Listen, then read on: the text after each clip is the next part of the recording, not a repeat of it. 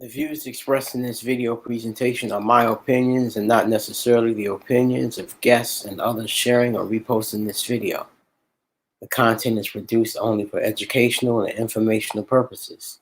Do not regard any statements in this video as a recommendation to buy or sell any financial instrument. Investing comes with risk to loss of principal. Always conduct your own research and seek guidance from a professional investment advisor. I am not a professional investment advisor. I'm Dollar Will. Let's make some money by shorting this market. Let me make some money by taking yours. Let me show you what I'm talking about. We've had quite a run here in these markets. In the last, I guess we're talking about week and a half, or since March 23rd. Actually, no, not even a week and a half. Only like a week, you know. I hear people being lulled into a false sense of security. This is the time for, let's see, technical traders. This is our time. We own these streets right now. You know, all that fundamental analysis. As I've said many times on this channel, if you notice that data comes later, earnings reports and all that information is backwards looking. It's telling you about the time, the recent quarter that has passed. You want to know what's going on? You got to look at the charts. That's what's happening right now. Got to learn how to read those charts. This is the most important thing to know. And I mean what I said. I didn't stutter. Fundamental analysis and technical analysis are not equally important. Technical analysis is superior. If you want to learn both, great. That would be very helpful, and it'll give you more options about how to invest. Make you more knowledgeable about how others in the game think. But if you have to only learn one, choose technical analysis. Okay? Learn the business cycle. Learn technical analysis. From that point, you'll know what's going on in the world. Have a top-down approach. Look at your big drivers of the economy. You look at major things like,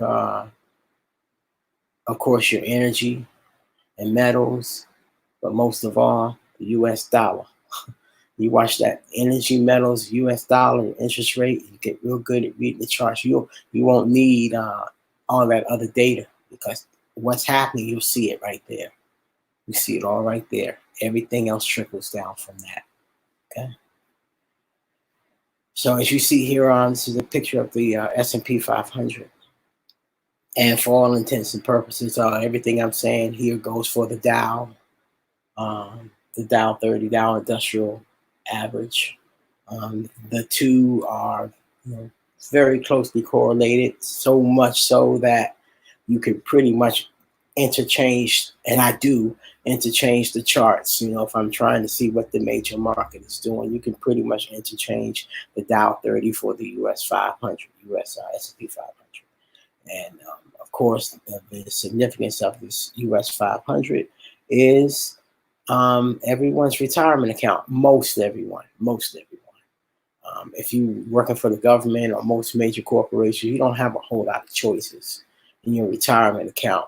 If you go and look at the description of the fund you're in, it'll say something like large caps. And if you see those words, large caps, it's pretty much, you can rest assured that your retirement account is tracking the performance of the S&P 500. All right. So what we have here is a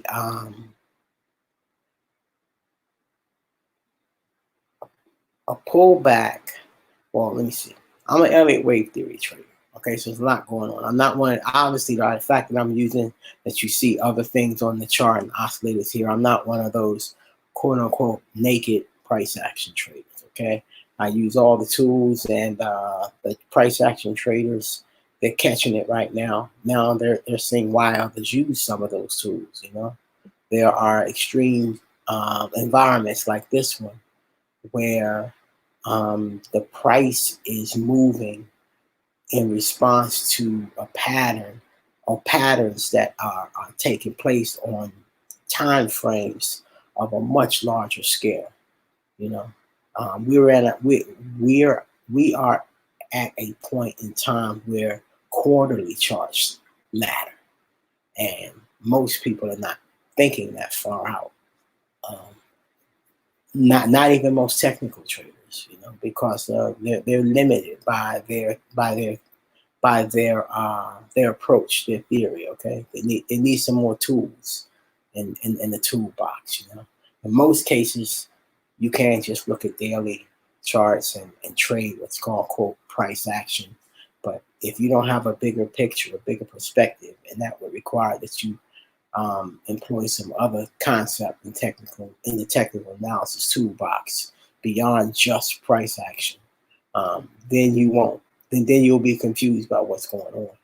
You know, I've been, rather calm, a little bored, than what's been going on, but things just seem to be moving to script. You can see here, if you were to take a diagonal line, I'll call it a resistance line. It functions as like a ceiling for the price. You can see we pretty much ran to the ceiling, and we're going lower. Let's see. This is a 1 hour. Let me look around. Let me look at the weekly. I didn't even check the weekly. Yeah, we're not quite where we're going. Not quite where we're going. Got a little bit more down to go. So this area, the 2007 high, this is where we're headed. And I said area, not exact, but this area is where we're headed starting today. Okay. Starting today. Let's see. And no, it's not just because the price hit this line. Okay, I'm simplifying things on this page. It's other signals. When you go down to the smaller time frame, you kind of see it. We've run to a resistance area here where price kind of bounced up off of that level where it served as a floor, and then it served as a ceiling here. We ran to that particular level. We are also over bought again and on the, let's say, 5 hour, 4 hour stochastic scale. That's those other important tools I'm talking about. So, and we've also broken a trend line here going up. So be very careful this week in these markets, especially if we get a negative day on Friday. Market psychology dictates that in uptrends, greed, or FOMO, as folks like to call it, FOMO takes over on the weekend. Uptrends, people are afraid of missing out on the money or missing out on the market opening up on a Monday. So their fear of missing out causes them to stay in the market on Fridays. The reverse happens on downtrends. So the psychology of the market at the end of this week is going to tell a lot.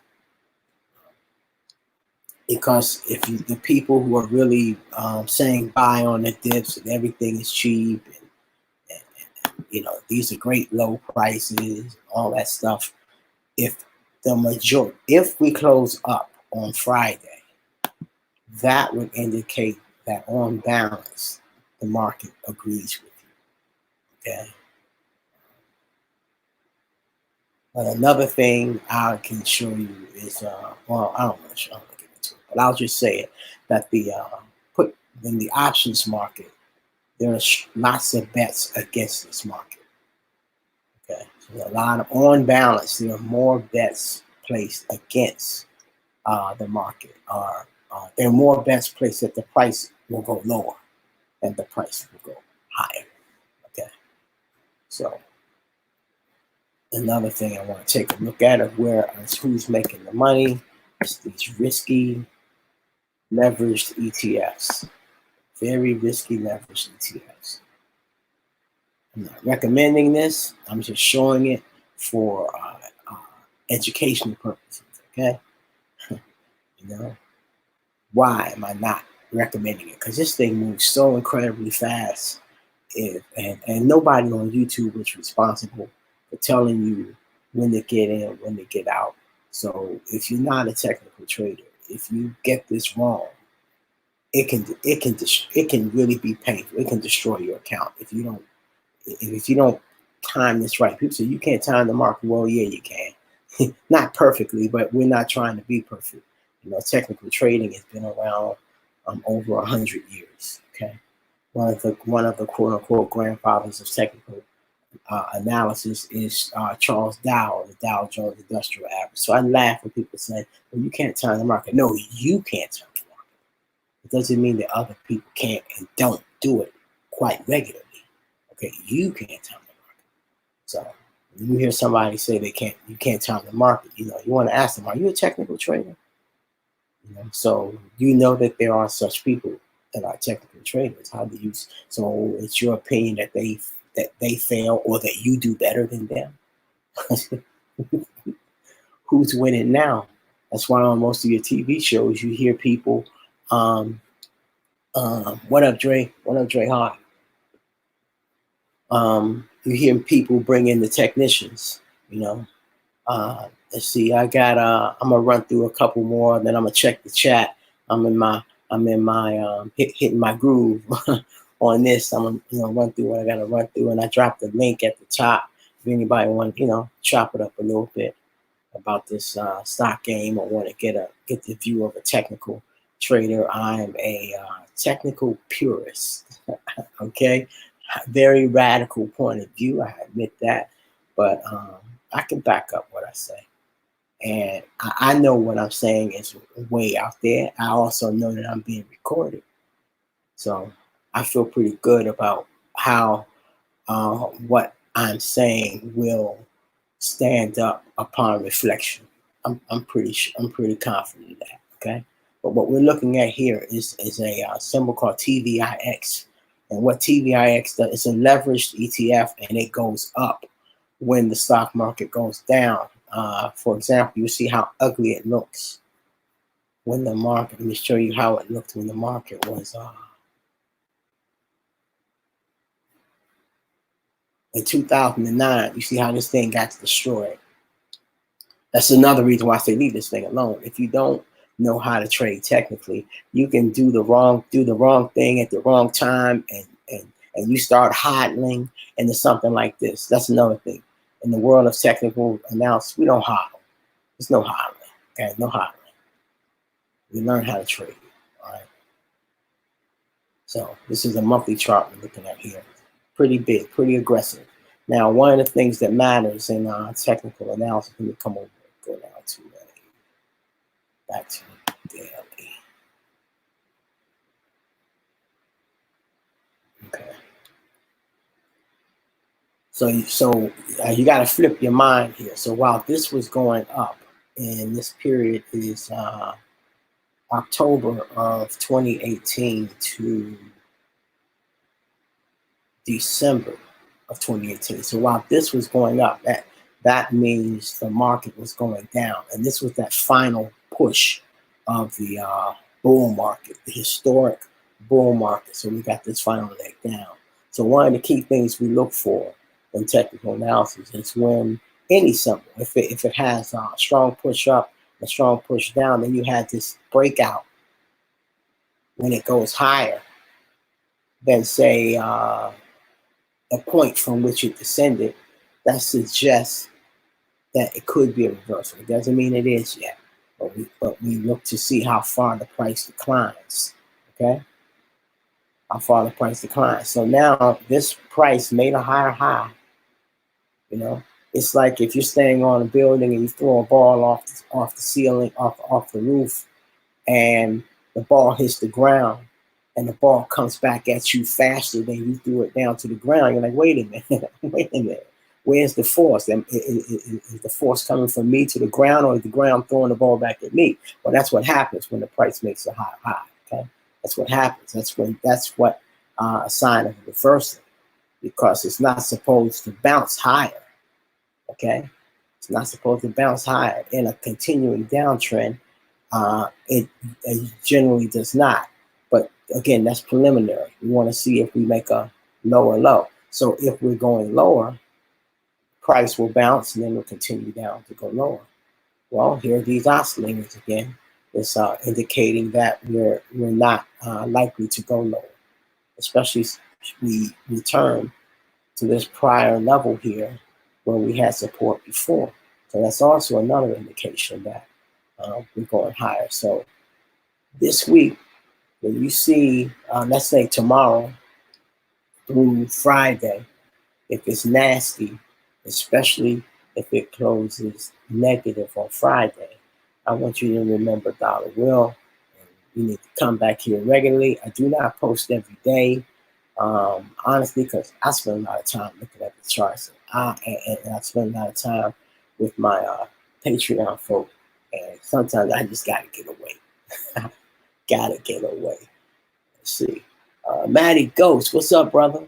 See, I'm peeking over at another monitor. Yeah, I'm gonna go through all that in the chat. Yeah, TZ8. That's definitely. I should throw that up right now. But it's the same concept as this. TZA is another simple that shorts small caps. And but let me finish on this. This is large caps, S&P 500. So this thing went from at the low here.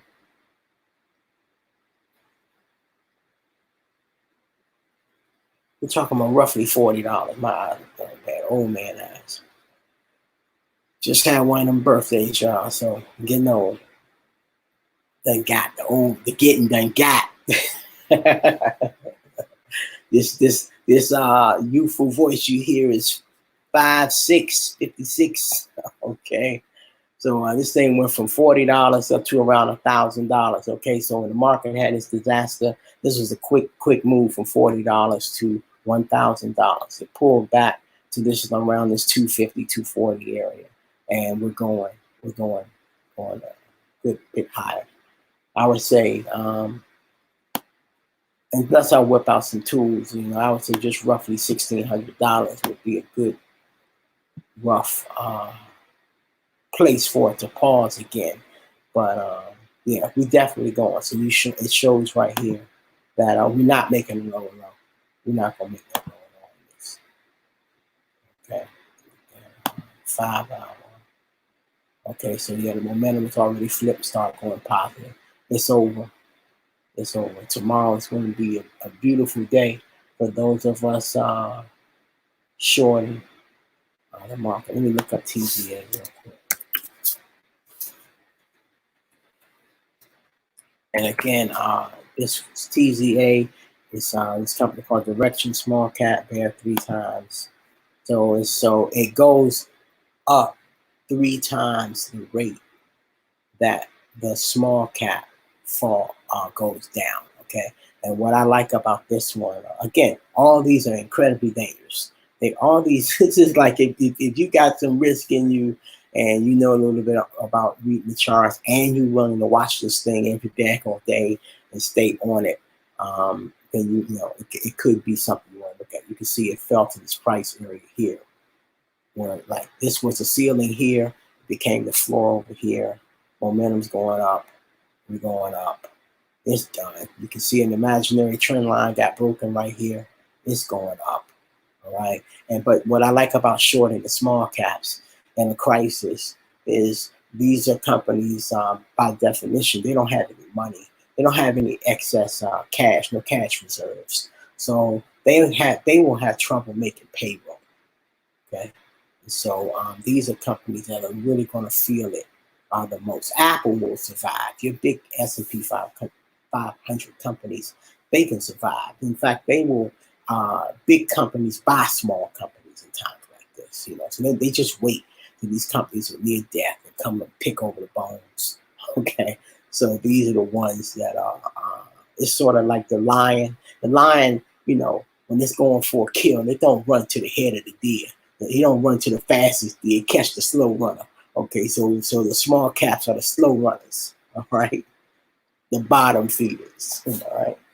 So I just with jungle, I just let me short the small cap. So I have to confess I am in this one. So this run, nothing moved like that TVIX. This is man, shot. This looks like about $34. $34 up to like 117. Not bad. Not bad. And we're talking about since around the 20th of February to the 18th or something. 19th of March. Not bad for 30 days. Okay. So this is where the money is right now. And see, another thing that there's a bond bubble. You hear people talk about a bond bubble. Let me show you what that is. TLT, 20-year Treasury bond. Okay. So what that is the federal government. Of course, you can buy Treasury bonds from the federal government. These bonds have been in circulation for 20 years or more. Okay, these particular ones, and this had a huge run up. What that is, there are people that these bonds pay an interest rate. So it's sort of like the people that buy dividends, and your uber rich folks, they live off of dividend payments, because if you say you got $10 million, or even bringing it down to something rational or more accessible, like $2 million, and you got bonds paying a 5% dividend annually, you can live off of that. So you can live off the dividend payment and will your stock to your kids and create multi-generational wealth. Well, in the that's in the stock dividend world. Well, the equivalent of that in the bond world is you can buy these bonds that pay an interest rate. Okay, so the principal is protected, and then you get interest payments. So if you're uber rich, you can make a good living living off of the interest rate. Well, in the past, the interest rate was higher than it is now. So the bond is the interest payment goes up over time on these bonds, and our interest rate has a tendency to decline over time, and so it created a bubble. So what's happening is that people are running from these bonds, from this particular type of bond, and they're buying they call it the inflation protected. This one, the way to short this particular bond is, and you see it didn't. This is the push up that corresponded with the run up in the stock market, and it didn't make it to a higher high. And it's not going to make it to a higher high. It's going to flip and continue coming down. But the way to short the quote bond bubble is to buy this particular thing, or the TT. That's the ETF. These are ETF, exchange traded funds. Exchange traded funds are pretty much they're like mutual funds. They're baskets. If we were talking stocks, it would be a basket of stocks. And but the primary difference between the ETF and the mutual fund, and the one that you care about, is that you can, with the mutual fund, you have to buy it or sell it at the 4 p.m. price. You can't buy or sell a mutual fund intraday. So you can only make that transaction. You can enter the transaction anytime during the day, but it's not going to execute to the close of the day. Whereas ETF, you can buy and sell it like a stock. If you get nervous and you just want to get out of it, you can go to your account and sell. Press the sell button, and you'll be out of it instantly. Or if you want to buy instantly, you can. So it's the same kind of diversity in the sense that it's not one thing; it's a basket. That's a mutual fund. So they're similar in that regard. But the ETF also allows you to get in and out instantly, just like a stock. So you find that most ETFs have really kind of surpassed mutual funds since ETFs came out. They didn't always exist. But you can see here that this TBT, which is shorting the bond bubble burst, the bursting of the bond bubble, you see it too came down, and its momentum is heading up again, and it also did not make a new low. So it seems that we're going higher here, but confirmation will be once this price exceeds this price, that'll be confirmation. So the people who are, I would say, still bullish the market, I have to say, in honesty and my technical opinion, I cannot, as joyous as I am that this is the right thing that I'm interested in doing. Confirmation that it's the right thing does not happen until we make a higher high. And when that happens, not if, this is opinion, but it's my strong opinion. When that happens, it will set off all of the triggers in the algorithmic trading. Okay, because the money will rotate here from. I'm showing you some of the. This is a lower risk option compared relative to say the TVIX, okay, and the TZA that I talked about. This is a lower risk option, so money is likely to flow here. Okay, a lot of institutional money, meaning banks and whales, big money investors, they're likely to flow here because when you're watching the stock market go down every day, 4, 5, sometimes 8, 10%, what we just witnessed, people would rather come here and make some money, smaller money at a safer rate going up, as opposed to watching themselves get closer and closer to poverty or middle class. These rich folks don't want to live in your neighborhood, okay? But as they watch their money go away, they start they get closer and closer to coming to your neighborhood. They don't want to live in your neighborhood, and they don't want you living in theirs, okay? They like things being stratified just as they are. Let's see. That's in short of where we are with this. Let me take a look in the